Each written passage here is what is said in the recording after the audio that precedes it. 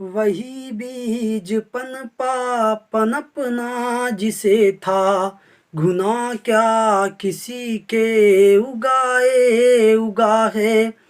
अगर उग सको तो उगो सूर से तुम, प्रखरता तुम्हारे कदम चूम लेगी।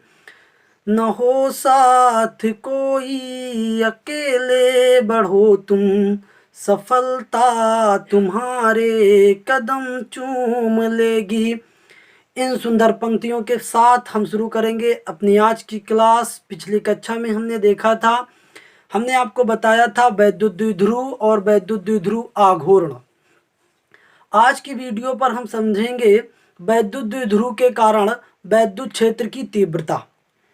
वैद्युत द्विध्रुव के कारण वैद्युत क्षेत्र की तीव्रता।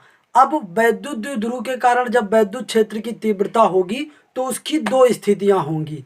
पहली स्थिति हमारी होगी कि वैद्युत द्विध्रुव की अक्षीय स्थिति में किसी बिंदु पर वैद्युत क्षेत्र की तीव्रता, और वैद्युत द्विध्रुव की निरक्षीय स्थिति में किसी बिंदु पर वैद्युत क्षेत्र की तीव्रता। तो हम सबसे पहले जानेंगे वैद्युत द्विध्रुव की अक्षीय स्थिति में वैद्युत क्षेत्र की तीव्रता। और उस टॉपिक को की शुरुआत करने से पहले हम आप लोगों को एक महत्वपूर्ण बात बताए दे रहे हैं कि जो भी हम अपने लेक्चर में कवर कराते हैं उसकी पीडीएफ आपको डिस्क्रिप्शन पर एक लिंक प्रोवाइड कराई जाती है, जिससे आप उसकी पीडीएफ डाउनलोड कर सकते हैं। और जब वो पीडीएफ डाउनलोड हो जाएगी और जब उसको आप ओपन करेंगे तो ओपन होने के लिए वो एक पासवर्ड मांगेगा। तो वो पासवर्ड आप तब पाएंगे जब आप पूरी वीडियो को देखेंगे। वो पासवर्ड हम इसी वीडियो के अंदर डिस्कस कर देंगे कि वो पासवर्ड क्या रहेगा। तो आते हैं हम अपने टॉपिक पर। सबसे पहले हमारा कह रहा है वैद्युत द्विध्रुव के कारण। हमारा यहाँ पे एक वर्ड छूट गया, वैद्युत द्विध्रुव। वैद्युत द्विध्रुव, वैद्युत द्विध्रुव की अक्षीय स्थिति में। तो आपको पता होना चाहिए कि कोई ना कोई वैद्युत द्विध्रुव होगा। तो हमने मान लिया ये हमारा कोई ए बी एक वैद्युत द्विध्रुव है। हमने ये मान लिया कि हमारा ये ए बी एक वैद्युत द्विध्रुव है। ए बी एक वैद्युत द्विध्रुव है जिसके ए सिरे पर प्लस क्यू आवेश है, ए सिरे पर प्लस क्यू आवेश है और बी सिरे पर माइनस क्यू आवेश है। और ये एक दूसरे से अल्पांश दूरी कितने 2l पर स्थित है। ये एक दूसरे से अल्पांश दूरी 2l पर स्थित है। अब द्विध्रुव के मध्य बिंदु, तो यहाँ पे हमने द्विध्रुव का ये मध्य बिंदु हो गया। मध्य बिंदु का मतलब है ये दूरी हमारी l हो गई और ये दूरी हमारी क्या हो गई, l हो गई। तो द्विध्रुव के मध्य बिंदु O से, अब इस बिंदु से r दूरी पर कोई हमारा बिंदु ले लिया गया, ये P। r दूरी पर कोई बिंदु P लिया जहां पर वैद्युत क्षेत्र की तीव्रता ज्ञात करनी है। हमें वैद्युत क्षेत्र की तीव्रता कहां पे पता करनी है, बिंदु P पर पता करनी है। अब प्लस क्यू आवेश के कारण वैद्युत क्षेत्र की तीव्रता जो होगी वो हमारी E1 होगी, और माइनस क्यू आवेश के कारण जो वैद्युत क्षेत्र की तीव्रता होगी वो हमारी E2 होगी। और ये किस बिंदु पर होंगी, ये हमारी बिंदु P पर होंगी। मतलब प्लस क्यू आवेश के कारण वैद्युत क्षेत्र की तीव्रता E1 बाहर की ओर, या कह दिया जाए A से P की ओर, और माइनस क्यू आवेश के कारण वैद्युत क्षेत्र की तीव्रता बिंदु P पर वैद्युत क्षेत्र की तीव्रता E2 P से B की ओर होती है। तो अब आपको यह पता करना होगा, देखो प्लस क्यू आवेश से बिंदु P तक की दूरी, बिंदु P तक की दूरी, प्लस क्यू आवेश से बिंदु P तक की दूरी की अगर बात करें तो आपको यहां से यहां तक की ये दूरी पता है। इतनी दूरी है हमारी कितनी, r। इतनी दूरी है r, और इतनी दूरी है हमारी l। O से A तक की दूरी है l, तो हमारी A से P तक की दूरी कितनी हो जाएगी, r माइनस l। कितनी हो जाएगी, r माइनस l। ये हमारी O से P तक की दूरी कितनी है, r। और अगर हम यहां से बात कहें कि B से P तक की दूरी कितनी होगी, तो B से P तक की दूरी हमारी होगी r प्लस l। कितनी होगी, 20 r प्लस l। मतलब यहां से यहां तक की जो दूरी होगी वो कितनी होगी, r प्लस l।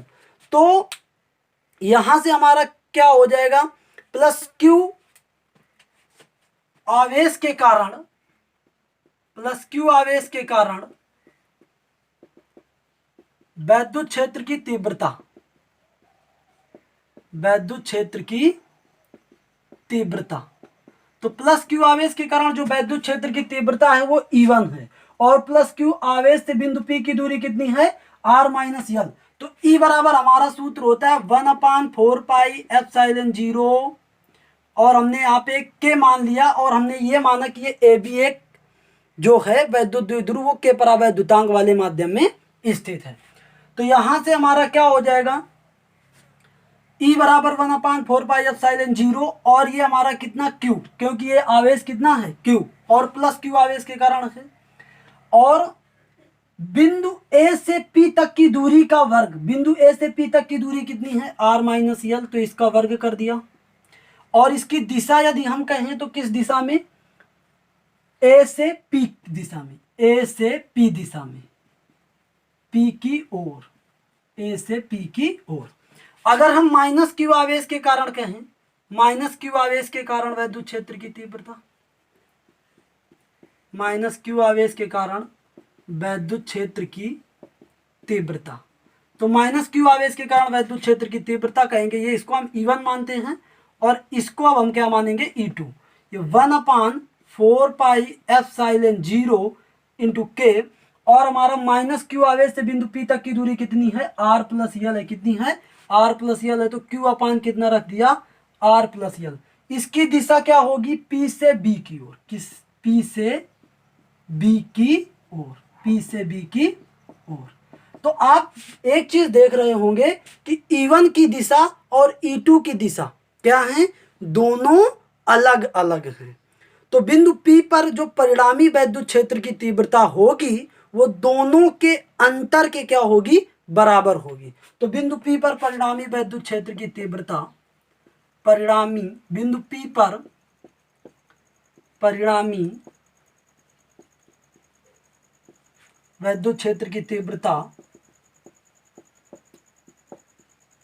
वैद्युत क्षेत्र की तीव्रता E बराबर होगा हमारा कितना, E1 माइनस E2। अब हमने E1 माइनस E2 क्यों किया, क्योंकि आप ये चीज समझते होंगे Q और Q ये दोनों आवेश हमारे क्या हैं, बराबर हैं। तो और A से P तक की दूरी हमारी कम है, तो जब दूरी कम होगी तो E1 का मान अधिक होगा, E2 का मान क्या होगा, वो E2 का मान हमारा कम होगा। तो हमने E1 माइनस क्या किया, E2 किया, तो हमारा E बराबर क्या आ जाएगा, 1/4πε0 के, और ये Q अपान ये कितना, R प्लस R माइनस यल का होल स्क्वायर, और ये हमारा कितना हो जाएगा 1/4πε0 के, और ये Q अपान ये कितना, R प्लस यल का होल स्क्वायर। अब यहाँ पे अगर हम इनको देखें, यहाँ पे हम कॉमन ले लेंगे अगर, तो हमारा कॉमन आ जाएगा 1/4πε0, ये हमारा कॉमन हो जाएगा। Q भी दोनों से कॉमन हो जाएगा, तो हमने Q भी कॉमन ले लिया, तो ये हमारा आ जाएगा 1/, ये R माइनस यल का ये होल स्क्वायर, और ये 1/, ये R प्लस यल का होल स्क्वायर। अब ये अब अगर यहाँ पे ले लासा, यहाँ पे यदि हम एलसीएम ले लें तो कितना हो जाएगा, R माइनस एल का होल स्क्वायर, और ये R प्लस एल का होल स्क्वायर। तो इसका जब हमने इससे डिवाइड किया तो हमारा ये बचा, तो R प्लस यल का होल स्क्वायर यहाँ पे आ गया। इसको जब हमने इस पूरे से भाग दिया तो R प्लस यल, तो ये हमारा R माइनस कितना हो गया, L का ये होल स्क्वायर हो गया। अब देखो ये जो लिखा हुआ है R minus L R plus यल, तो इसको हम होल स्क्वायर लगा सकते हैं, ऐसे चाहे तो इसको हम इस तरीके से होल स्क्वायर लगा सकते हैं। तो यहाँ पर देख रहे होगे R minus L R plus L, आपने एक सूत्र पढ़ा होगा A माइनस बी और A प्लस बी, तो इस हिसाब से इसको लिख सकते हैं A square minus B square. तो हम इसको क्या लिख सकते हैं, इसको हम लिख सकते हैं Q अपान 4πε0 के, और अब ऊपर को अगर हम, और आपने एक सूत्र पढ़ा होगा A प्लस बी का होल स्क्वायर बराबर A square plus B square plus 2AB, और माइनस अगर यहाँ होगा तो यहाँ पर माइनस हो जाएगा, तो हम ये वाला सूत्र तोड़ देंगे तो आ जाएगा R स्क्वायर प्लस ये L स्क्वायर प्लस 2RL, और इसको यदि इसी से तोड़ देंगे तो हमारा आ जाएगा, ये हमारा एक कोष्टक के अंदर, और दूसरा हमारा क्या आ जाएगा R square plus L square minus 2RL, 2RL अपान में हमारा ये देखो कितना हो जाएगा, a minus B, A plus B हमने बताया क्या होता है, R square minus L square होता है। अब इसका हमने होल स्क्वायर कर लिया, इसका हमने क्या कर लिया, होल स्क्वायर कर लिया।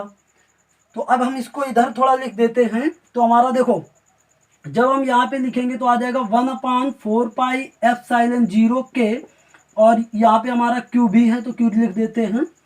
यहाँ पे देखो हमारा हो जाएगा R square plus L square plus 2RL, और ये माइनस आर स्क्वायर माइनस अंदर जाएगा तो इसको माइनस कर देगा, इसको भी माइनस कर देगा, ये प्लस हो जाएगा, बटे हमारा कितना हो जाएगा, R square minus L square का होल स्क्वायर। ये हमारा देखो आर स्क्वायर से आर स्क्वायर, एल स्क्वायर से एल स्क्वायर कट गया, तो हमारा ये कितना आ जाएगा, Q/4πε0k, और ये हमारा 2 हो जाएगा कितना, 4। तो हम इसको 2 मानते हैं, 2 4 हो जाएगा, कितना हो जाएगा, 2 और 2 4 हो जाएंगे, तो 4 को हम लिख देते हैं 2 × 2, और ये कितना RL अपान में हमारा कितना, R square minus L square का कितना, होल स्क्वायर। तो अब हम इसको चाहें तो क्या लिख सकते हैं, क्यू को अगर हम इधर कर दें तो हमारा आ जाएगा 1/4πε0k, और ये हमारा आ जाएगा 2 × 2QL इंटू ये आर बटे हमारा कितना, R square minus L square, R square minus L square. तो ये हमारा प्राप्त हुआ। अब हम थोड़ा इस साइड लिखे ले रहे हैं, इस चीज को यहाँ पर अगर ले आए तो हमारा ई बराबर प्राप्त हुआ, ये 1/4πε0 और ये हमारा के, और ये जो हमारा 2QL लिखा हुआ है, इतना जो हमारा लिखा हुआ है 2QL, तो आपने पीछे वाले डेरिवेशन में मतलब जो वैद्युत द्विध्रुव आघूर्ण पढ़ा, तो वैद्युत द्विध्रुव आघूर्ण P बराबर क्या होता था, 2QL होता था। वैद्युत द्विध्रुव आघूर्ण P बराबर क्या होता था, 2QL होता था। तो इसके स्थान पर P रख सकते हैं, तो आ जाएगा 2PR, कितना, 2PR बटे हमारा कितना, R square minus L square. तो एक सूत्र हमारा ई का ये प्राप्त हो जाएगा, एक सूत्र हमारा ई का ये प्राप्त हो जाएगा। यहाँ पे देखो प्यारे बच्चों ध्यान देना, ये होल स्क्वायर लगा हुआ है, यहाँ पे हमारा ये होल स्क्वायर लगा हुआ है। अब कभी कंडीशन अगर ऐसी है कि जो वैद्युत द्विध्रुव की लंबाई है वो कम है, और जो यल का मान है वो, जो यल का मान है मतलब ये वाला जो मान है वो आर के हिसाब से बहुत छोटा है, यल यदि बहुत छोटा है किससे, आर से, तो एल स्क्वायर और भी छोटा हो जाएगा किससे, आर स्क्वायर से। तो हम क्या कर देते हैं, एल स्क्वायर को निगलेक्ट कर देते हैं, को नगण्य करने पर, नगण्य करने पर। तो जब इसको नगण्य कर देंगे तो ई बराबर हमारा आ जाएगा 1/4πε0k, और ये 2PR, और ये देखो जब हमने इसको नगण्य कर दिया, एल स्क्वायर को मतलब खत्म कर दिया, तो हमारा आर स्क्वायर का स्क्वायर बचा, और इसको हम लिख सकते हैं 1/, ये कितना, 4πε0k, और ये हमारा 2PR अपान आर स्क्वायर का स्क्वायर मतलब आर की पावर 4, आर की पावर 4। तो आर से हम इसको अगर कम करेंगे तो ये आर क्यूब बचेगा। तो कुल मिला के हमारा सूत्र क्या आ जाएगा, फाइनली हमारा सूत्र आ जाएगा ई बराबर, तो हमारा ये बचा ई बराबर 1/4πε0k, ई बराबर 1/4πε0k, और ये हमारा कितना, 2R से R देखो हमारा कट गया तो R क्यूब बचा है, तो ये हमारा 2P अपान ये कितना, R क्यूब। ये हमारा E के लिए सूत्र प्राप्त हो गया। और इसका अगर मात्रक भी लिखें तो न्यूटन प्रति कितना, कूलम, न्यूटन प्रति कूलम। तो ये हमारा फाइनल सूत्र प्राप्त हुआ आकर के। अगर यहाँ पर वायुयान निर्वात के लिए हो जाएगा तो वायुयान निर्वात के लिए क्या हो जाएगा, वायुयान निर्वात के लिए के का मान हो जाएगा कितना, 1, के का मान हो जाएगा 1। तो जब के का मान हो जाएगा 1 तो ई बराबर हमारा कितना आ जाएगा, 1/4πε0, और ये हमारा कितना 2P अपान ये कितना आर क्यूब। ये हमारा आ जाएगा वैद्युत क्षेत्र की तीव्रता। किसके लिए, वैद्युत द्विध्रुव की अक्षीय स्थिति में वैद्युत क्षेत्र की तीव्रता का मान प्राप्त हो गया। एक डेरिवेशन बताया है, लेकिन ये डेरिवेशन आपकी परीक्षा की दृष्टि से बहुत महत्वपूर्ण है।